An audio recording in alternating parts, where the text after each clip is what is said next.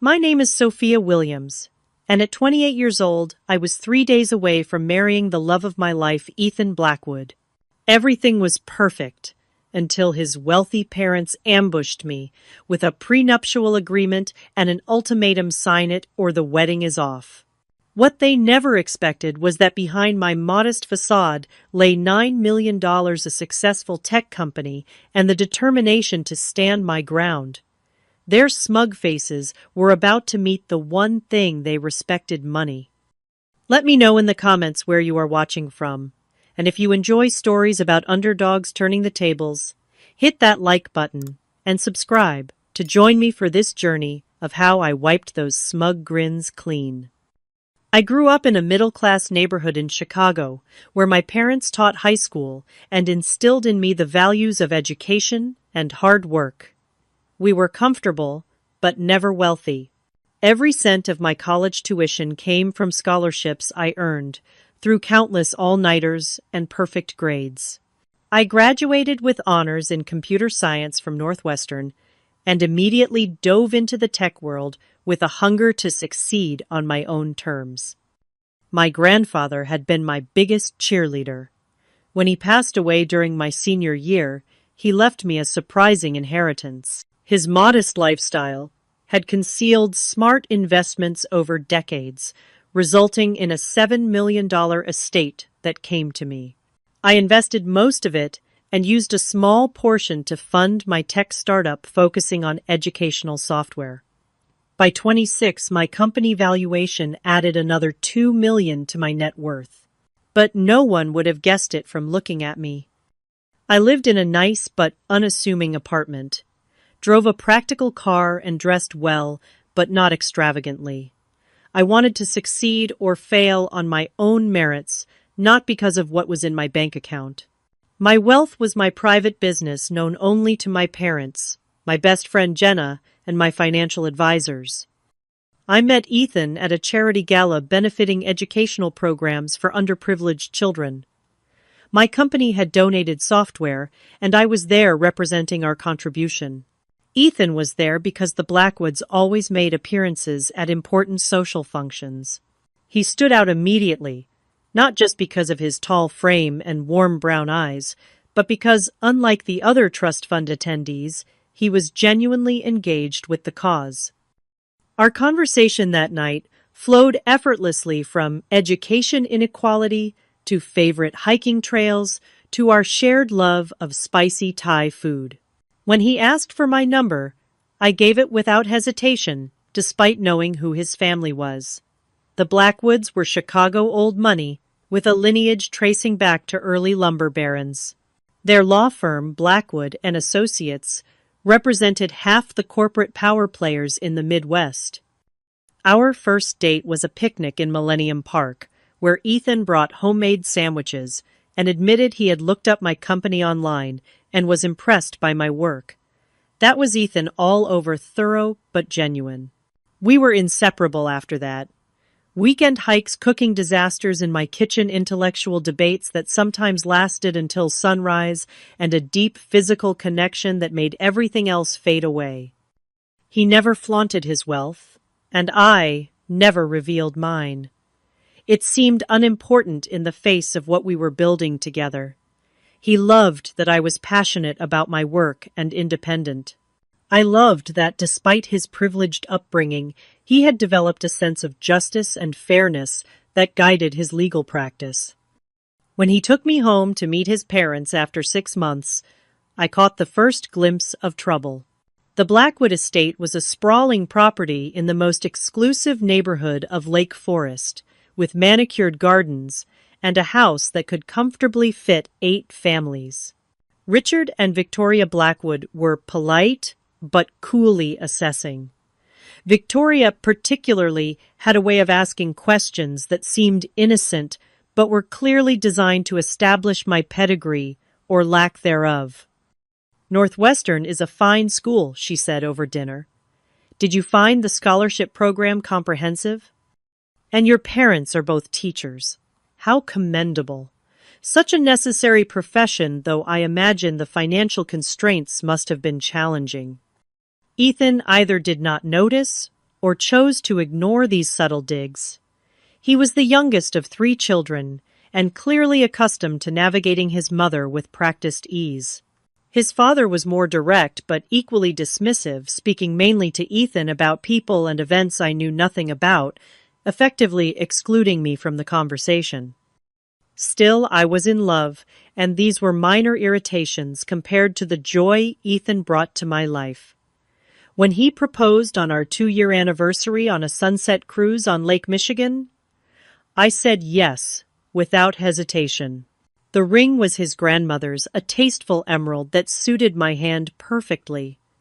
Wedding planning began as a dream, but slowly revealed more fissures in the foundation. Victoria had opinions about everything from the venue to the flowers, and while she never explicitly mentioned money, there was always the unspoken assumption that the Blackwoods would handle everything, because clearly I could not afford the wedding that befitted their son. Rather than correct this misperception, I let them believe what they wanted. I had my reasons for keeping my financial situation private, and my pride prevented me from appearing to compete with them on monetary terms. Ethan tried to mediate, sometimes standing firm on things that mattered to me, other times gently suggesting I compromise. I did more often than not, because most of the details seemed trivial compared to the fact that I would be marrying the man I loved. When Victoria insisted on adding 50 of their family friends to the guest list, I agreed. When she dismissed my choice of wedding cake as quaint and selected a 7-tier monstrosity from an exclusive patisserie, I let it go. The only thing I insisted on was my dress, a sleek, modern design that made me feel beautiful and confident.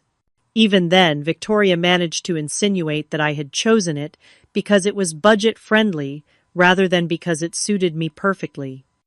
As the wedding approached, I felt increasingly like a visitor in my own engagement, but I consoled myself with the knowledge that once we were married, Ethan and I would build our own life separate from the daily influence of his family.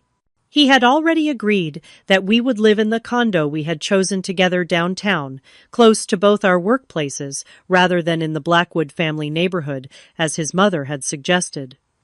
3 days before the wedding, everything was finally coming together. The venue was prepared, the flowers arranged, the catering finalized. I had just confirmed the final details with the photographer when I received a call from Victoria inviting me to tea that afternoon. Ethan would be in meetings all day, she explained, and she thought it would be nice for us to have some one-on-one time before the wedding festivities began. Looking back, I should have recognized the predatory sweetness in her voice. But I was operating on minimal sleep and maximum stress, and all I registered was the opportunity to perhaps finally connect with my future mother-in-law. I had no idea I was walking into an ambush that would test not just my patience but the very foundation of my relationship with Ethan and his family. The Blackwood estate looked even more imposing in the clear light of that Wednesday afternoon. The stone facade gleamed in the sunlight, and the circular driveway was immaculately maintained, not a pebble out of place. As I pulled up in my modest Audi, I noticed Richard's Mercedes also parked in the driveway. That was unexpected. Victoria had mentioned nothing about him joining our tea. The housekeeper, Marta, answered the door with her usual reserved smile and led me to the formal sitting room rather than the sunroom where Victoria typically took tea. Another warning sign I missed in the moment. Victoria and Richard were already seated, both dressed as if for a business meeting rather than a casual family gathering. Victoria wore a tailored navy suit that probably cost more than most people's monthly rent, while Richard was in one of his trademark charcoal gray power suits, complete with cufflinks bearing the Blackwood family crest. "Sophia, dear, thank you for coming on such short notice," Victoria said, her smile not quite reaching her eyes. "Please have a seat." I sat across from them, suddenly feeling like I was at a job interview rather than a family visit. The tea service on the coffee table between us remained untouched. We thought it important to discuss a few matters before the wedding. Richard began without preamble. Business matters that should be settled beforehand to ensure smooth sailing afterward. Victoria nodded. Every successful marriage has a solid foundation of clear expectations and agreements. My stomach tightened. What kind of agreements? I asked, though I was beginning to suspect where this was heading. Richard reached for a leather portfolio beside him and extracted a thick document bound in a blue cover. He slid it across the coffee table toward me. This is a standard prenuptial agreement that our family lawyer has prepared. It outlines the protection of family assets and delineates what would occur in the unlikely event that your marriage to Ethan does not succeed. I did not immediately reach for the document. This is the first I am hearing about a prenuptial agreement, I said carefully. Ethan and I have never discussed this. Ethan understands the necessity, Victoria interjected smoothly. The Blackwood family has significant assets that have been protected for generations. This is simply a formality that all spouses marrying into the family complete. I doubted that very much. Ethan's older brother had married a woman from a banking dynasty, hardly someone from whom the Blackwoods would need financial protection. And his sister had married her college sweetheart, the son of a senator, with his own substantial trust fund. Finally, I picked up the document and began to scan its contents. As a tech entrepreneur, I had dealt with enough contracts to recognize immediately that this was far from a balanced agreement. It essentially stated that in the event of a divorce, I would walk away with virtually nothing, regardless of the length of our marriage or any contributions I might make to our shared life. Any property acquired during the marriage would remain with Ethan, and there were clauses about intellectual property that could potentially impact my business. This seems very one-sided, I said, struggling to keep my voice neutral. Richard waved his hand dismissively. It is standard language for protecting established family wealth. You must understand, Sophia, that the Blackwood assets represent not just money, but a legacy stretching back generations. And what about my assets? I asked. My business and intellectual property. Victoria gave a small laugh that set my teeth on edge. Your educational software venture is certainly charming, dear, but we are talking about substantial wealth and property holdings. The scale is quite different. The condescension in her tone was unmistakable. In their eyes, I was a nobody from a modest background who should be grateful for the opportunity to marry into their prestigious family. Any suggestion that I might have assets worth protecting was laughable to them. Perhaps you would like us to add a clause about your company, Richard offered magnanimously. Though frankly, should you and Ethan divorce, he would likely be generous, regardless of legal obligations. He has always had a soft spot for supporting underdogs. I felt heat rising to my face, but forced myself to remain composed. When does this need to be signed? I asked. Today would be ideal, Victoria said, producing a Mont Blanc pen from her jacket pocket. The wedding is in 3 days, and we would like this settled well before then. I set the document down carefully. I would need to have my own lawyer review this first. Richard's eyebrows rose fractionally. Your own lawyer? Is that necessary? Our family attorney who drafted this is one of the best in Chicago.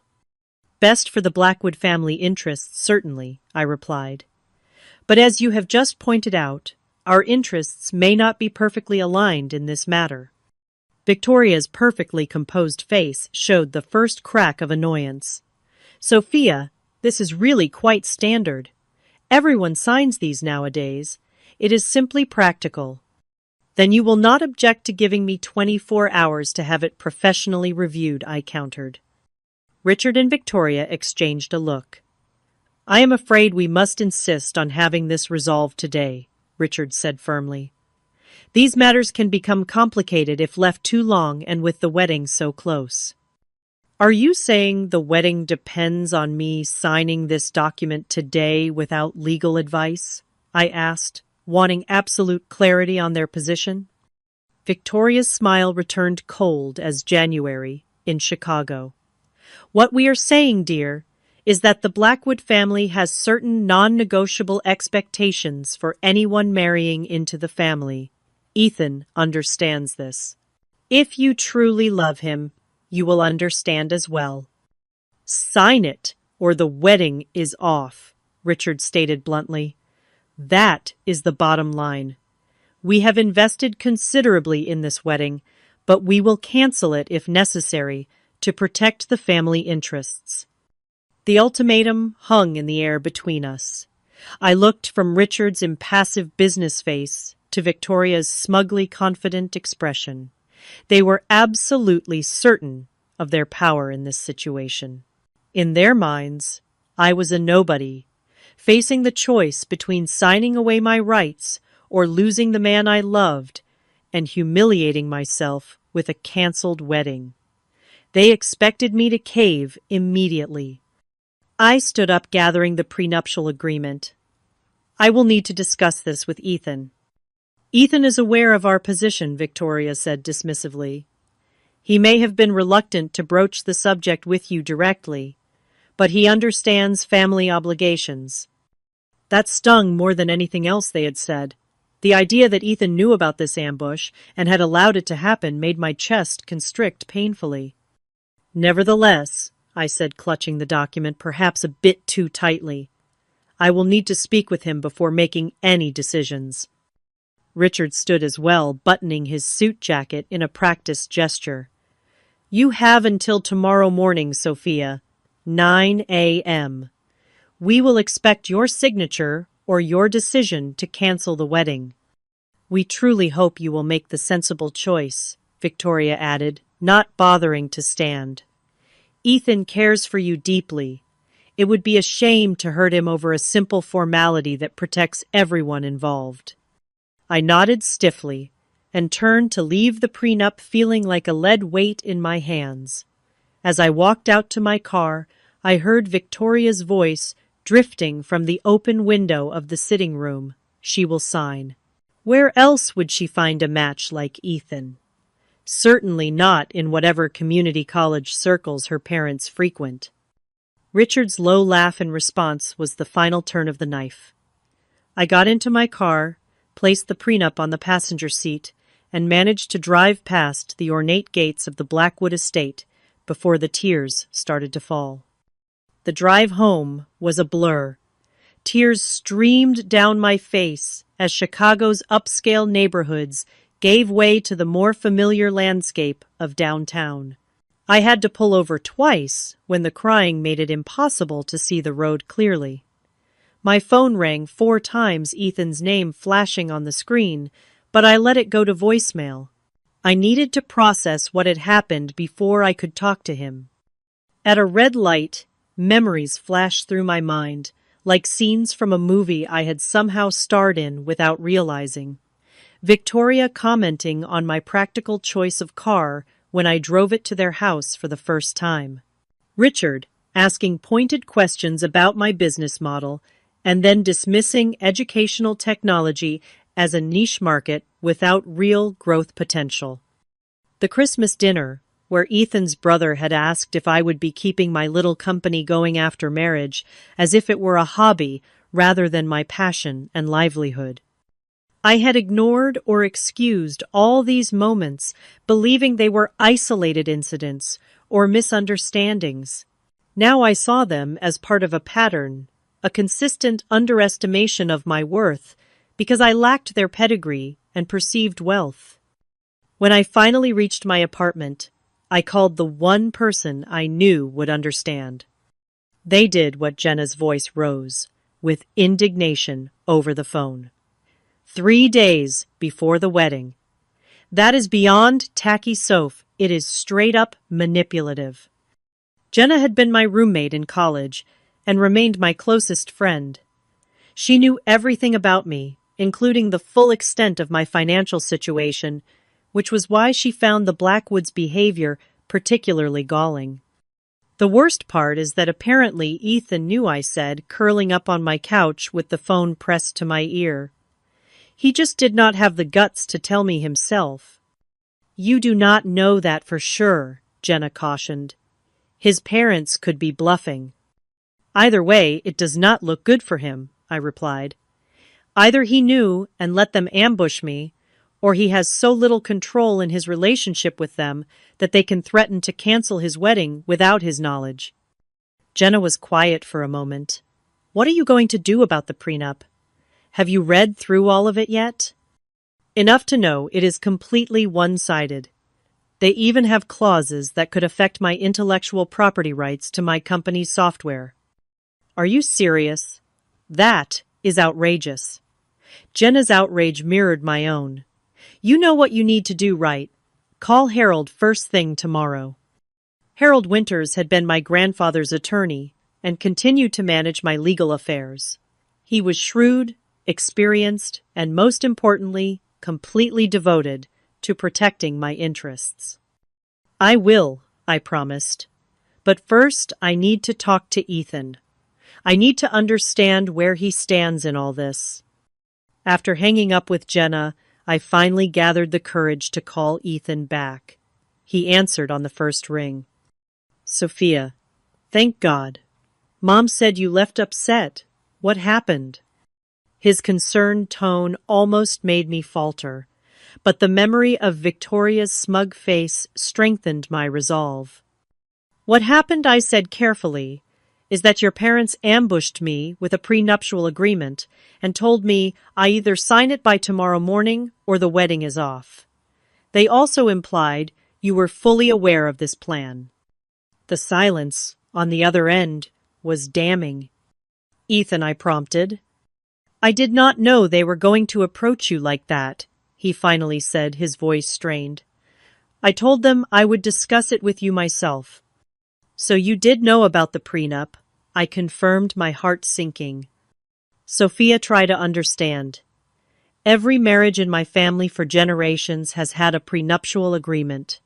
It is just how things are done. And you did not think this was something to mention to me before your parents cornered me 3 days before our wedding? He sighed heavily. I was going to bring it up. I just kept putting it off because I knew it would upset you, and wedding planning was already stressful enough.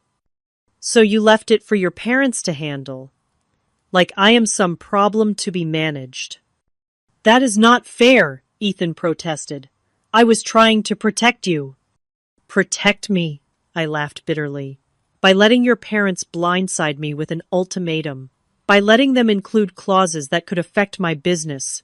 That is not protection, Ethan. That is cowardice.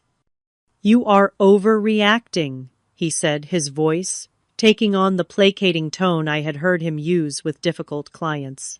It is just a standard legal document. Everyone signs them these days. Have you actually read it? I challenged. Another telling pause. Not in detail, he admitted. Dad said it was the standard family template. The standard family template that ensures I walk away with nothing in a divorce regardless of what I contribute to our marriage or how long we are together, I summarized.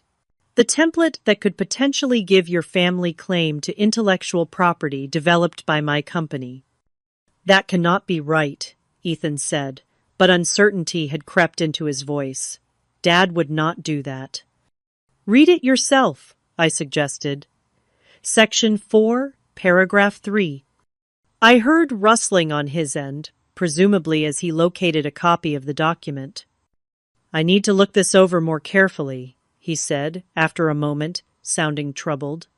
Some of this language is more aggressive than I expected. Your parents gave me until 9 a.m. tomorrow to sign it or cancel the wedding, I reminded him. What is your position on that ultimatum? They should not have done that, he said quickly.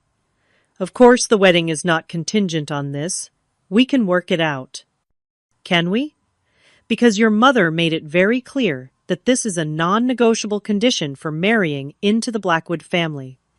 Mom can be intense, but she does not make these decisions. We do. I wanted to believe him, but doubt had taken root. Then call them right now. Tell them the ultimatum is off the table and that we will address this after the wedding. Sophia, be reasonable. We cannot just dismiss this entirely. A prenup makes sense given the circumstances. What circumstances? I pressed. The fact that your family has money, and I presumably do not. It is more complicated than that, he hedged. There are family trusts, business interests, things far too complex for a simple teacher's daughter to understand. I finished for him, echoing the condescension I had heard in Victoria's voice. That is not what I meant, and you know it, Ethan said, frustration evident in his tone. Why are you making this so difficult? It is just a piece of paper that hopefully we will never need. If it is just a piece of paper, why is it worth threatening to cancel our wedding over? He had no good answer for that. I need some time to think, I said finally. And you need to decide where you stand, Ethan, with your parents or with me. That is not a fair choice, he protested. I love you, but they are my family. And what am I supposed to be in 3 days? I asked quietly. The question hung between us unanswered. I will call you tomorrow, I said, and ended the call before he could respond. I sat in the silence of my apartment, the phone clutched in my hand, tears threatening again. Then I noticed the prenup still sitting on my coffee table, and something shifted inside me. Sadness gave way to determination. If the Blackwoods wanted to make this about money and power, perhaps it was time they learned I had both. I opened my laptop and pulled up my financial portfolio.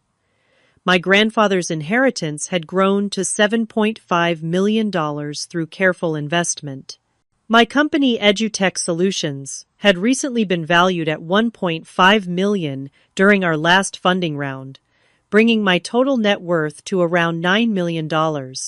Not Blackwood money, perhaps, but substantial enough to change the dynamics of this conversation entirely. For 3 years I had kept my financial situation private, not out of shame, but because I wanted to be loved for myself, not my bank account. I had watched Ethan's friends and acquaintances treat him differently because of his family name and wealth, and I had no desire for that kind of superficial attention. Besides, in the tech world, flying under the radar had strategic advantages. But now, facing the prospect of signing away my rights or losing the man I loved, I realized my silence had allowed the Blackwoods to construct a narrative about me that was entirely false. They saw me as a gold digger reaching above my station, when in reality, I was a successful businesswoman choosing to share my life with their son as an equal. As this realization crystallized, a plan began to form in my mind. I would not be bullied or manipulated. I would not sign their one-sided prenup, but neither would I walk away from the man I loved without a fight. I sent a quick text to Harold Need, urgent meeting tomorrow morning at 7 a.m. Prenup situation. Wedding in 3 days. Will explain in person. His response came quickly. Will be at your office at 7 sharp. Bring all documents.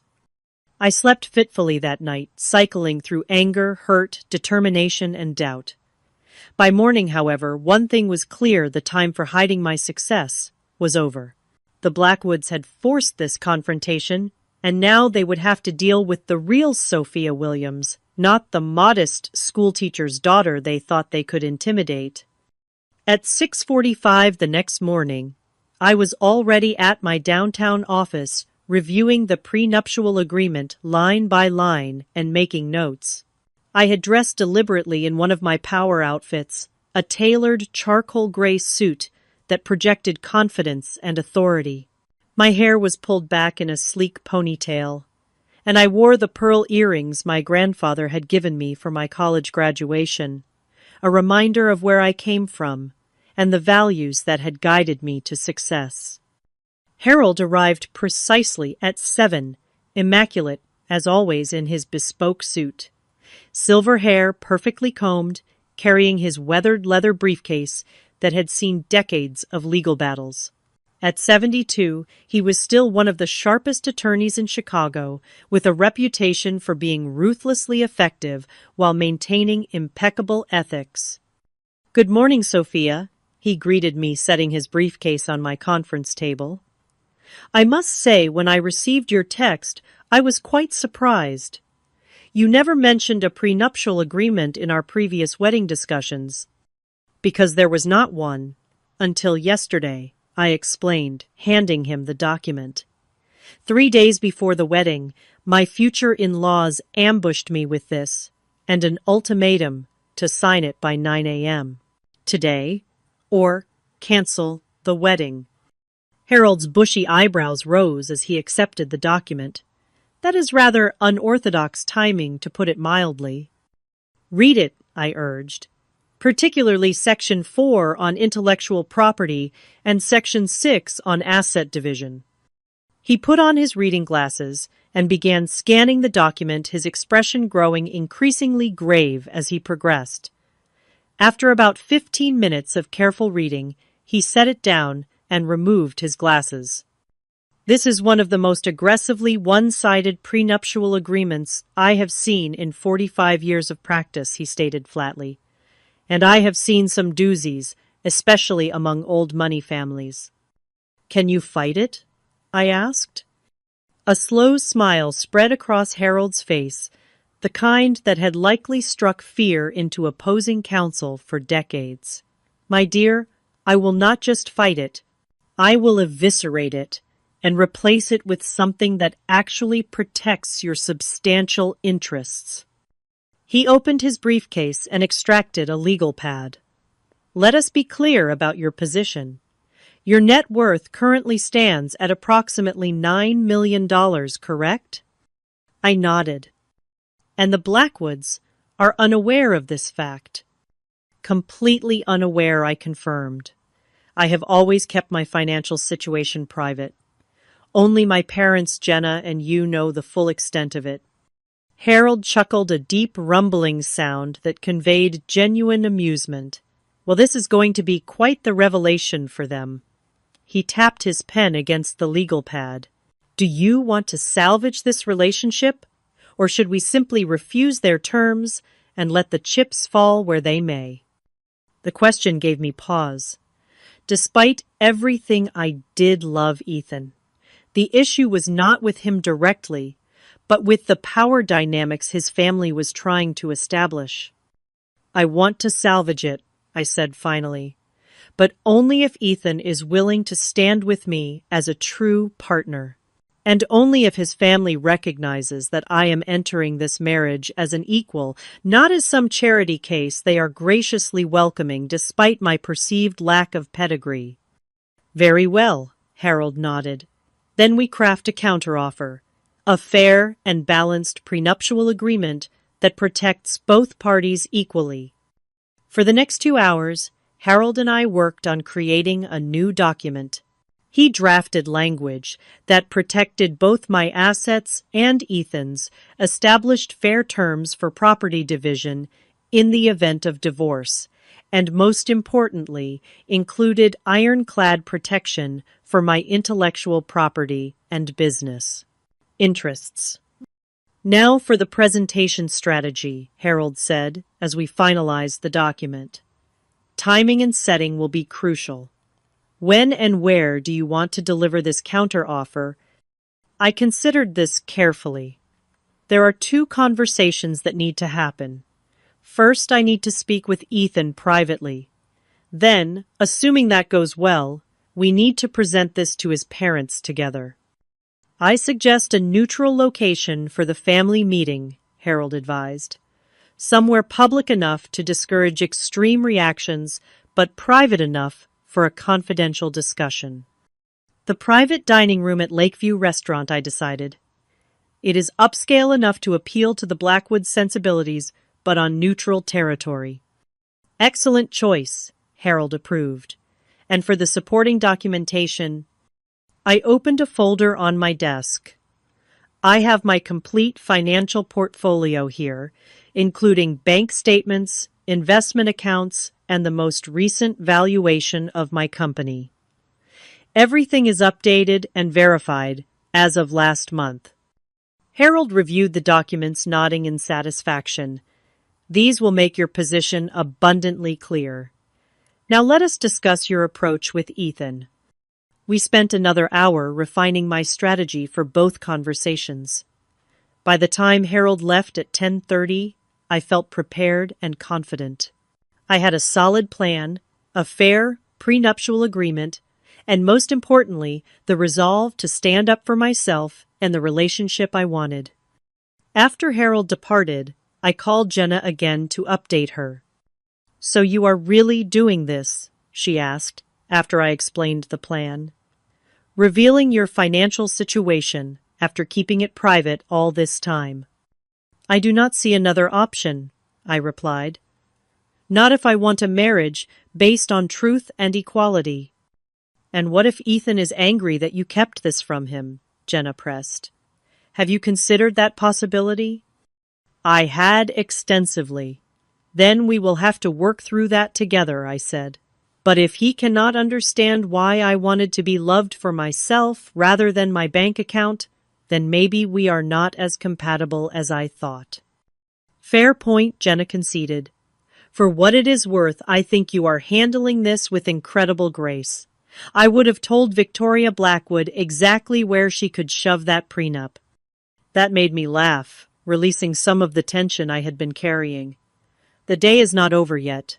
I may still get to that point. After hanging up, I sent Ethan a text. "We need to talk. Meet me at Carlucci's at 1 p.m. Just the two of us." His response came quickly. "I will be there. I love you." Those 3 words brought a fresh wave of emotion. Despite everything, I still believed he meant them.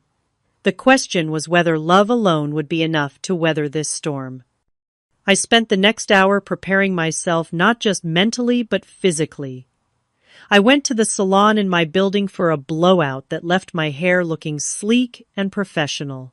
Then I touched up my makeup, opting for a polished look that projected confidence without being intimidating.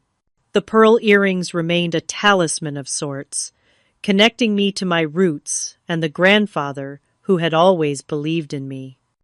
By the time I left to meet Ethan, I felt like a warrior heading into battle armed with truth, principle, and 9 million reasons why the Blackwoods had severely underestimated me. Carlucci's was one of our favorite restaurants, an upscale Italian place where we had celebrated our first anniversary. The familiar setting felt right for this conversation, a reminder of happier times and the foundation of love that had brought us to the brink of marriage. I arrived a few minutes early and requested a quiet corner table. The maitre d' who knew us as regulars led me to a secluded spot near the back, well away from other diners. Perfect for what would likely be an intense conversation. Ethan arrived precisely at 1, looking haggard. His usually impeccable appearance was slightly rumpled, his tie a bit crooked, dark circles under his eyes, suggesting he had slept as poorly as I had. When he saw me, relief washed over his face. "Sophia," he said, sliding into the seat across from me. "Thank you for meeting me. I have been worried sick since our call last night." I studied him carefully, searching for signs of the man I had fallen in love with, rather than the Blackwood heir who had allowed his parents to ambush me. "I almost did not come," I admitted. "Your parents put me in an impossible position." He reached for my hand across the table. "I know, and I am so sorry. I spoke with them last night after we talked. It did not go well." That caught my attention. What happened? I told them their ultimatum was unacceptable, and that if anyone was going to cancel the wedding over this, it would be me, not them. A flicker of hope ignited in my chest. And how did they respond? Ethan sighed heavily. Dad said I was being naive and emotional. Mom cried and accused me of choosing an outsider over family. It was the same manipulation they have used my entire life. Did it work? I asked pointedly. He met my eyes directly. Not this time. I told them either they withdraw the ultimatum or I would personally call every wedding guest tonight and explain exactly why the ceremony was canceled. Despite everything, I felt a surge of pride in him. That must have been difficult. It was terrifying, he admitted with a rueful smile, but also strangely liberating. For the first time in my life, I walked out of that house without conceding to their demands. The waiter approached, and we both ordered just drinks, neither of us having much appetite.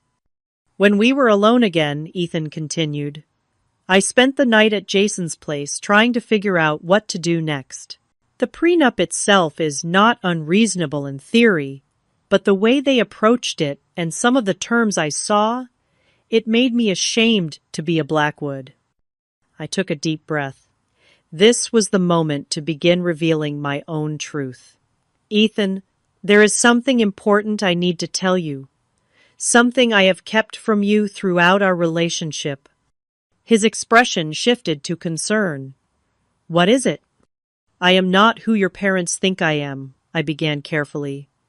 Or rather, I am more than they have assumed. Confusion flickered across his face.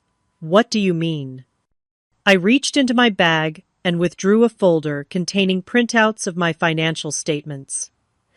When my grandfather died during my senior year of college, he left me an inheritance, a substantial one. I slid the folder across the table. Ethan opened it with a puzzled expression that quickly transformed to shock as he scanned the documents. $7.5 million, he read incredulously. And your company? Another $1.5 million? Sophia, this is, why did you never tell me? For the same reason you do not introduce yourself as Ethan Blackwood of the Chicago Blackwoods to everyone you meet, I explained. I wanted to be known for who I am, not what I have.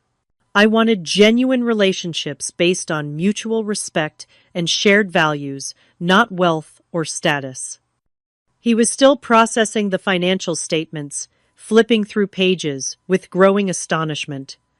All this time, my parents have been treating you like a gold digger after the Blackwood fortune I finished for him. Ironic is not it. Ethan looked up at me, his expression a mix of amazement and something else. Was it hurt?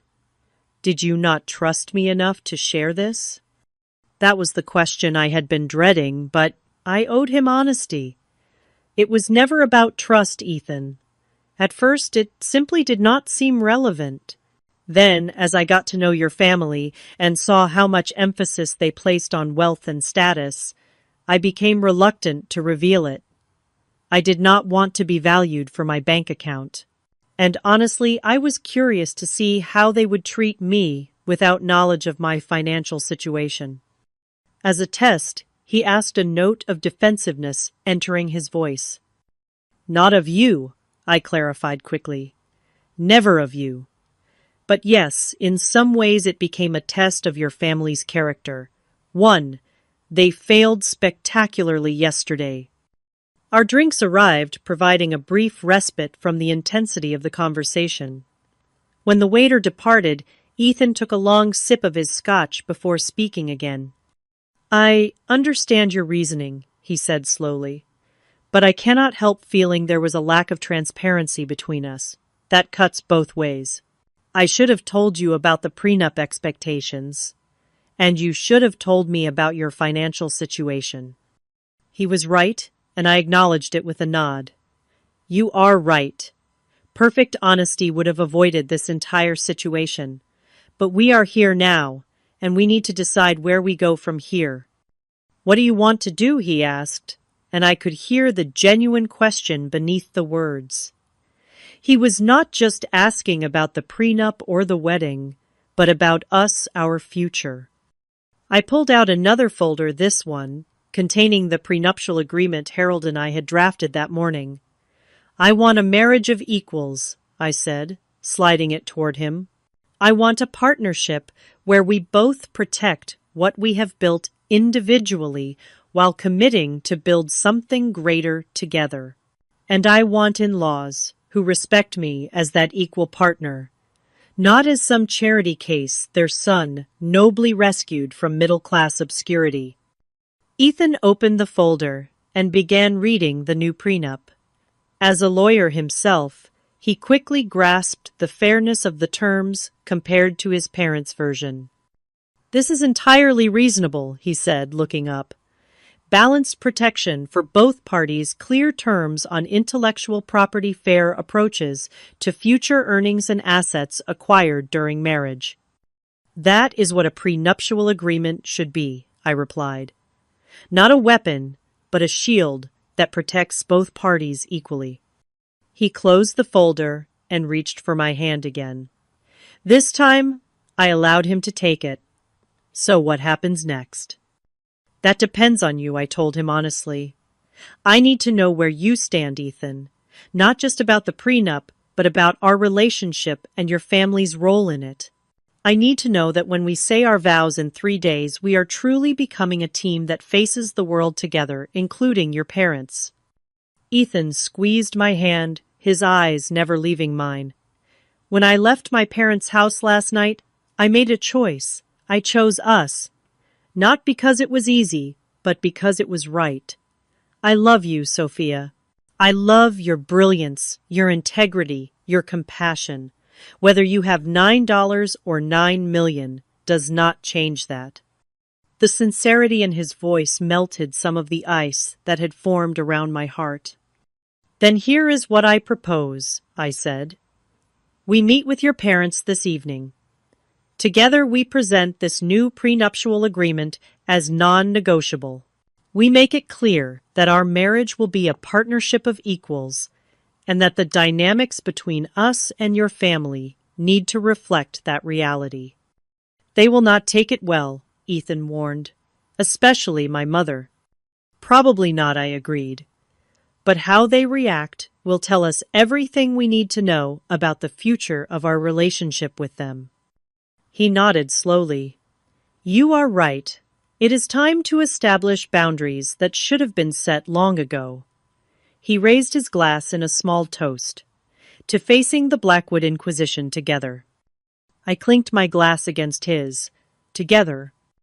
As we finished our drinks and finalized our strategy for the evening confrontation, I felt a renewed sense of connection with Ethan.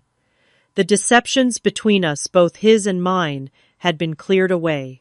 Now we would face his family as a united front, with honesty as our foundation and equality as our non-negotiable demand.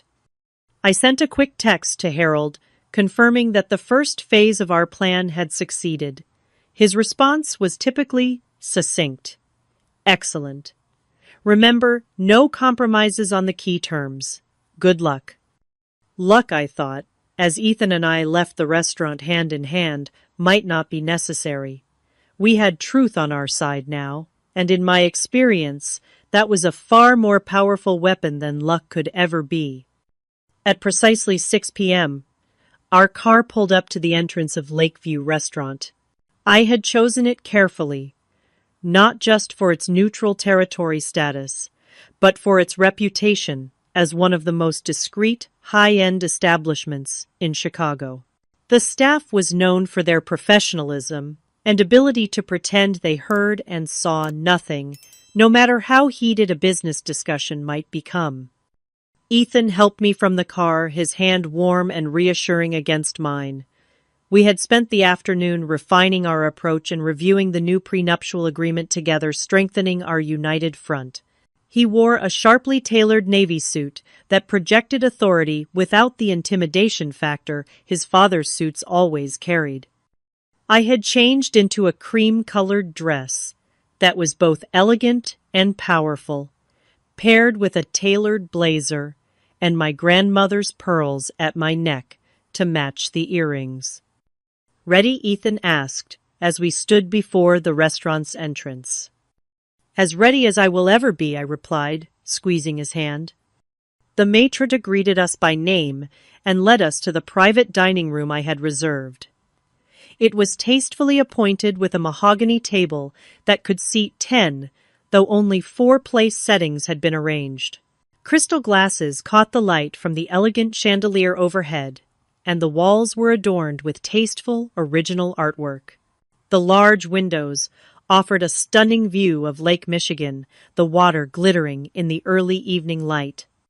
Your other guests have not yet arrived, the maitre d' informed us. Would you care for drinks while you wait? We both ordered sparkling water. Alcohol would not serve us well in the upcoming confrontation. They will be late, Ethan predicted after the maitre departed. It is a power move. Mom never arrives anywhere before making people wait at least 15 minutes. He was exactly right. At 6:17, the door opened to admit Richard and Victoria Blackwood. Richard was in his element in a charcoal suit, nearly identical to the one he had worn during our prenup ambush. Victoria had opted for a designer dress in deep burgundy that probably cost more than most people's monthly mortgage payments, accessorized with diamond earrings that caught the light with every slight movement of her head. Ethan, darling Victoria, said, ignoring me completely as she air-kissed her son's cheeks. What a charming venue. Though I am not entirely sure why we needed this formal setting for a simple signature. Richard nodded curtly in my direction, the barest acknowledgement of my existence. I trust you have come to a sensible decision, Sophia. 9 a.m. has come and gone, but we are willing to be flexible given the circumstances. Please have a seat, I said, gesturing to the chairs across from where Ethan and I were already seated. We have much to discuss. Something in my tone must have alerted Victoria that this would not be the simple capitulation she expected. Her eyes narrowed slightly as she took her seat, arranging herself with practiced elegance. We have reviewed your prenuptial agreement, Ethan began, his voice steady and professional, and found it unacceptable in both its approach and its terms. Richard's eyebrows shot up. Unacceptable. It is the standard Blackwood family agreement. Your brother and sister both signed identical documents without this drama. They married people from backgrounds similar to ours, Ethan pointed out. The power dynamics were entirely different. Power dynamics, Victoria repeated with a dismissive wave of her manicured hand. This is not some sociological experiment, Ethan. It is a simple legal protection that any prudent family would insist upon. I placed my leather portfolio on the table, opening it to reveal our counter-proposal and supporting documents.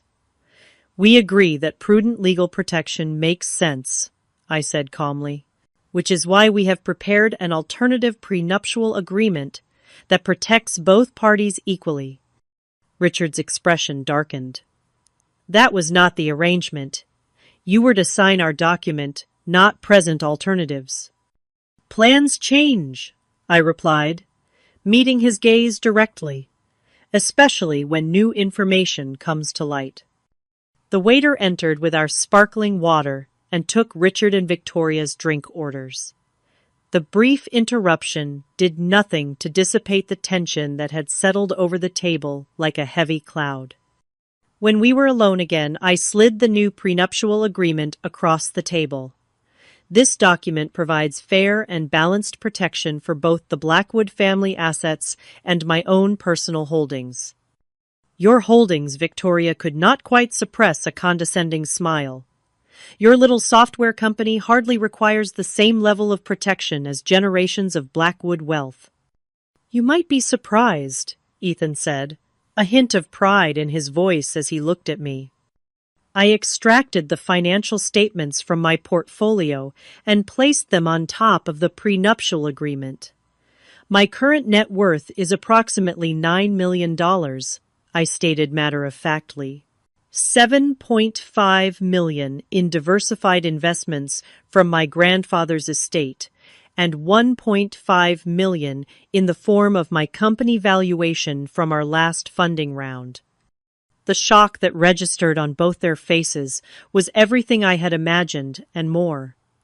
Richard recovered first his lawyer's mind, quickly recalibrating as he reached for the statements with barely concealed disbelief. "That is impossible," Victoria said, color rising in her cheeks. "You drive a 5-year-old Audi. Your parents are teachers." "I value financial responsibility over displays of wealth," I replied evenly. "And yes, my parents taught me the importance of education, hard work, and living within one's means. Lessons that have served me well." Richard was scanning the documents with growing consternation. "These appear legitimate," he admitted reluctantly. "Why keep this secret? Would you have treated me differently if you had known I countered?"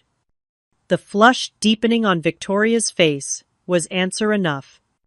"This changes the equation significantly," Richard said, lawyer mode fully engaged now. "We would need to review any alternative agreement carefully before proceeding." Of course, I agreed. That is only fair. Just as it would have been fair to give me time to review your original document with my attorney. Victoria was still struggling to reconcile her perception of me with the financial reality before her. "Your grandfather left you $7 million. What did he do?" "He invested wisely, over a lifetime of modest living," I explained. "Not unlike the first Blackwood, who built your family fortune, I imagine."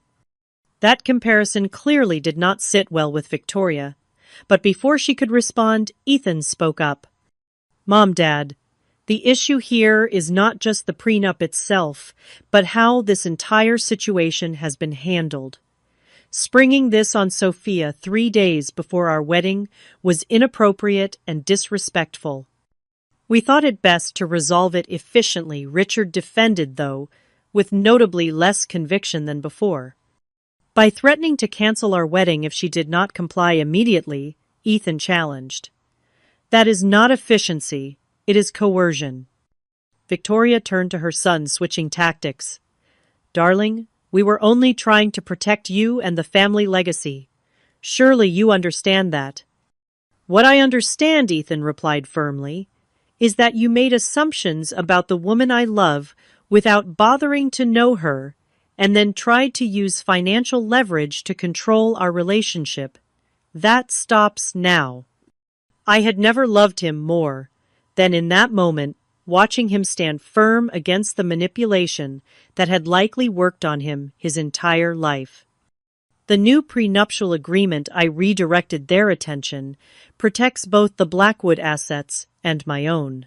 It establishes fair terms for property division in any potential divorce based on contribution and duration of marriage, rather than simply reverting everything to original ownership. It also contains clear language protecting my intellectual property rights and business interests, just as it protects the Blackwood family business interests. Richard was already reading through the document with a lawyer's practiced eye. "Some of these terms are unusual," he noted, though not dismissively. "But fair," Ethan emphasized. "Unlike the document you presented to Sophia." "We need time to have our attorneys review this," Richard said, closing the folder. "You have until tomorrow afternoon," I replied. "The wedding is in 2 days, and we need this resolved before then." Victoria's gaze snapped to me, unused to having deadlines imposed by others. "That is hardly sufficient time for proper legal review." "It was sufficient time for me according to your original ultimatum," I reminded her. Richard placed a restraining hand on his wife's arm, recognizing the shift in leverage. "We will have our team review it first thing tomorrow morning and provide feedback by 3 p.m. Any proposed changes must maintain the fundamental balance of the agreement Ethan stipulated. This is not a negotiation to revert to one-sided terms." "Understood," Richard nodded, businessman to businessman. Victoria had been uncharacteristically quiet, her eyes moving between me, Ethan, and the financial statements still on the table. When she finally spoke, Her voice had lost some of its imperious quality. "I may have misjudged certain aspects of your situation, Sophia, though I still find it odd that you would conceal such information from your future family." It was as close to an apology as Victoria Blackwood was likely capable of offering. I decided to meet her halfway. "Perhaps we all could have communicated more openly from the beginning," I acknowledged. "Moving forward, I hope we can build a relationship based on mutual respect rather than assumptions." The waiter returned with Richard and Victoria's drinks and inquired about dinner. By unspoken agreement, we all declined this meeting clearly, having served its primary purpose. As we prepared to leave, Richard held out his hand to me, a gesture that would have been unthinkable 24 hours earlier. "You have proven yourself a formidable negotiator, Sophia. The Blackwood family may benefit from such unexpected perspectives." I accepted his handshake, recognizing it as a peace offering of sorts. "I look forward to contributing to the family in many ways, Mr. Blackwood." Victoria's farewell was less warm, but notably lacking the condescension that had characterized our previous interactions. Progress, if not perfection. Once they had departed, Ethan pulled me into his arms right there in the private dining room. "You were magnificent," he whispered against my hair. "Absolutely magnificent." "We were magnificent," I corrected him, leaning back to meet his eyes. "Together." He smiled a genuine smile, untainted by the stress of the past 2 days. Together. I like the sound of that. As we left the restaurant hand in hand, under a sky turning to twilight, I felt a profound sense of rightness settle over me. The road ahead would not be perfectly smooth, especially with Victoria as a mother-in-law, but the fundamental dynamics had shifted.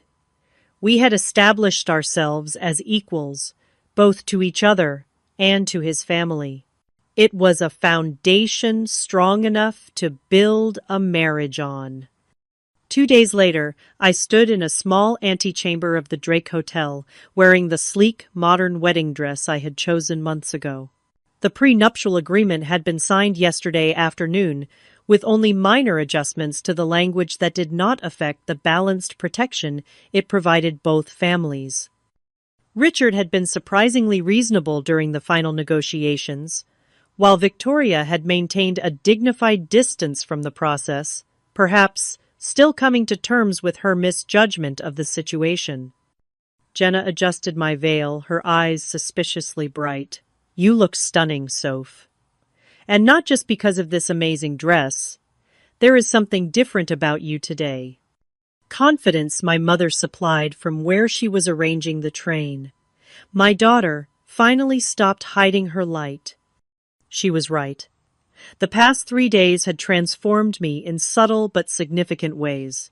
Standing up to the Blackwoods, revealing my true financial situation, and establishing clear boundaries had lifted a weight I had not fully recognized was there.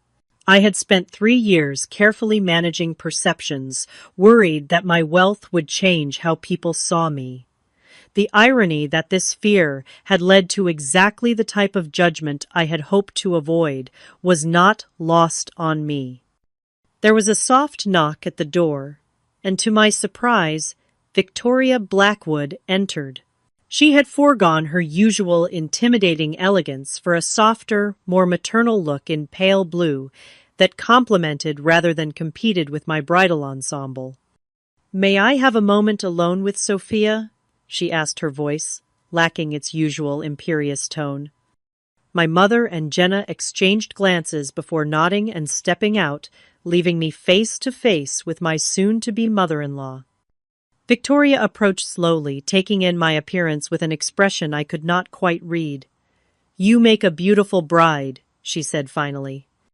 "Thank you," I replied, uncertain where this conversation was heading. She fingered the delicate lace of my veil, a surprisingly vulnerable gesture from a woman who calculated her every move. "I owe you an apology, Sophia. A proper one. Not the half-hearted acknowledgement I offered at the restaurant." "That was unexpected." Victoria Blackwood did not strike me as someone familiar with apologies. My behavior was inexcusable, she continued. Not just the prenuptial agreement ambush, but the months of subtle condescension and judgment before that. I made assumptions based on superficial factors and never bothered to know the real woman my son loves. The sincerity in her voice was unmistakable. That cannot have been easy to admit, I acknowledged. A small, rueful smile touched her lips. The Blackwoods are not known for admitting mistakes. It is a family trait I hope you and Ethan will improve upon in the next generation. She reached into her clutch and extracted a small velvet box. I brought you something, a peace offering of sorts. I accepted the box cautiously and opened it to find a pair of diamond and sapphire earrings that clearly had significant age and history. These belonged to Ethan's great-grandmother, Victoria explained. She was the daughter of a factory worker who married into the Blackwood family against considerable opposition. She went on to save the family business during the Depression through sheer determination and business acumen that her husband lacked. The parallels were obvious, and I was touched by both the gesture and its symbolic meaning. They are beautiful, I said sincerely. Thank you for sharing this history with me. Perhaps you would consider wearing them today. Something old and something blue, as they say. I nodded, removing my pearl earrings and allowing Victoria to help me put on the sapphire ones. It was a small moment of connection, a tentative bridge across the chasm that had separated us. Ethan loves you deeply, she said, as she stepped back to regard me. That should have been enough for me from the beginning. I hope you can forgive my failure to see that. I think we have both learned something about assumptions and appearances, I replied. Moving forward is what matters now. She nodded, composing herself with visible effort. Well, I should rejoin Richard. Your father will be here shortly to walk you down the aisle. At the door she paused. Welcome to the family, Sophia. Truly. After she left, I studied my reflection in the mirror, the sapphire earrings catching the light when I turned my head. They represented something important, a recognition that I was not just marrying Ethan, but joining a lineage of strong women who had shaped the Blackwood destiny in their own ways. My father arrived minutes later, his eyes growing misty when he saw me. My brilliant girl, he said, embracing me carefully to avoid disturbing my dress. Ready to start this new chapter? More than ready, I assured him.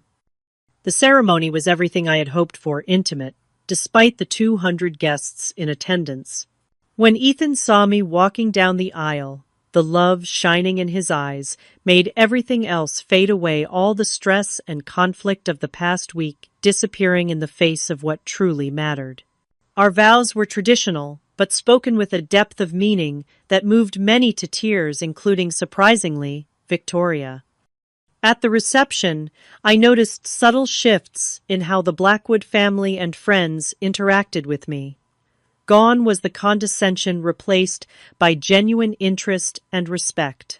Richard introduced me to his business associates with pride, emphasizing my entrepreneurial success. Victoria made a point of seating me next to her oldest friend, a federal judge, whose approval clearly mattered to her. Ethan noticed it too.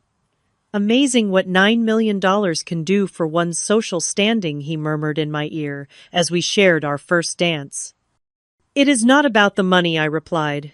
It is about standing up for yourself and demanding respect. Perhaps a bit of both, he acknowledged with a smile. Either way, I have never been prouder to call you my wife. Our honeymoon in the Greek islands was a blissful escape from family dynamics and prenuptial negotiations. For 2 weeks we were simply Ethan and Sophia, two people in love exploring whitewashed villages and crystal blue waters. We talked about the future, about building our life together as true partners, and about the boundaries we would maintain with both our families going forward. 6 months later, those conversations were put to the test when Victoria began dropping hints about a Blackwood family tradition of Sunday dinners and the expectation that we would attend weekly. Once a month, Ethan countered firmly when we discussed it privately. We need our own traditions and time together.